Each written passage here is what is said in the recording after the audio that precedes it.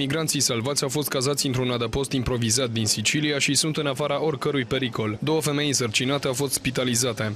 Le condizioni sono ottime, considerazione del fatto che sono gente provata dalla traversata, e abbiamo dovuto ospitalizzare due persone gravide in avanzato stato di gravidanza, una addirittura al 9 mese. Organizațiile internaționale au tras un nou semnal de alarmă. Și asta pentru că tot mai mulți migranți vor să ajungă în Europa prin Marea Mediterană și își pun astfel viața în pericol. Ei pornesc la drum în bărci vechi și supraaglomerate. We are also afraid that this number will continue to rise, and this is not a problem just for Italy. This is the responsibility for EU and the rest of the world.